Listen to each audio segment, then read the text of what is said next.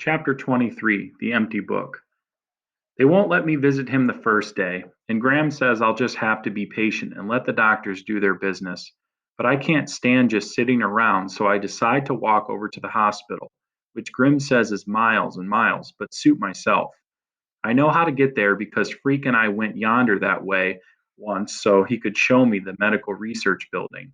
It's not the same, though, without Freak along to turn the houses into castles and the swimming pools into moats. All I keep thinking is what a jip it is to have to go into the hospital on your birthday. Finally, I get there and I see the Fair Gwen's car in the visitor parking lot. But Grim says I should leave her alone and let her tend to her son. So, what I do is go around back to the medical research building and find this stupid little tree I can sit under. I have that old ornithopter bird with me, and I'm winding it up and flying it around, figuring maybe Freak will get a chance to look out the window and see it flittering by. That's my plan. And I'm under that puny little tree messing with the bird until this guy mowing the lawn makes me move. So I wander around to the front of the hospital, and that's when the fair Gwen finds me. Maxwell, she says, and she gives me this great big hug, a wet hug because she's been crying. Max, been looking all over for you. Kevin wants to see you. He's making quite a fuss about it, and Dr. Spivak says it's okay, but just for a few minutes.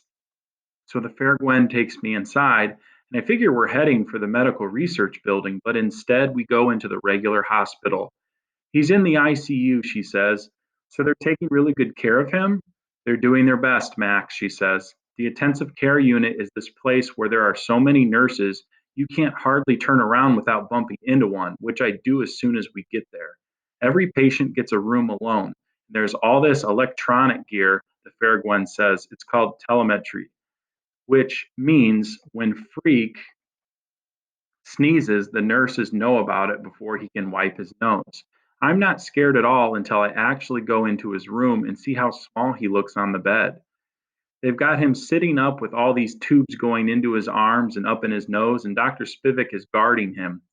She won't let me come too close. I thought no visitors was the best policy for now, Dr. Spivak, but what Kevin wants, Kevin gets. Dr. Spivak is this small woman with small red hair and a real stern face, and it's like she's mad because Freak wants to see me or because I'll break some of her precious equipment. That will be all, Freak says to her. You are dismissed. The thing is, his voice sounds funny, not just faint and weak, but kind of whistly. Only when I get closer do I see he's got this weird little plastic button stuck in his neck. It's called a tracheotomy, he says, holding his finger against the button, which stops the whistling noise. Standard procedure to facilitate breathing. Does it hurt? No way, he says. I think it's cool. Listen to this. Then he plays with his finger against the button, making his throat whistle a tune, which he says is the theme from Star Trek, although you can hardly recognize it. So when you come home, I ask, Freak can't move much the way that they've got him set up in the bed, so he sort of shakes his eyes instead of his head. I'm not coming home, he says. Not in my present manifestation. I go, what? The bionic unit is on red alert, he says. Tonight, they'll take me down there for my special operation. The next time you see me, I'll be new and improved. I'm scared, I say. Don't be a moron, he says.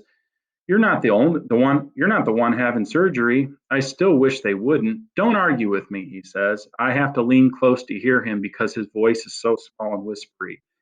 He goes, if you argue with me, I'll get upset and they can tell on the telemetry. Then you'll get in trouble.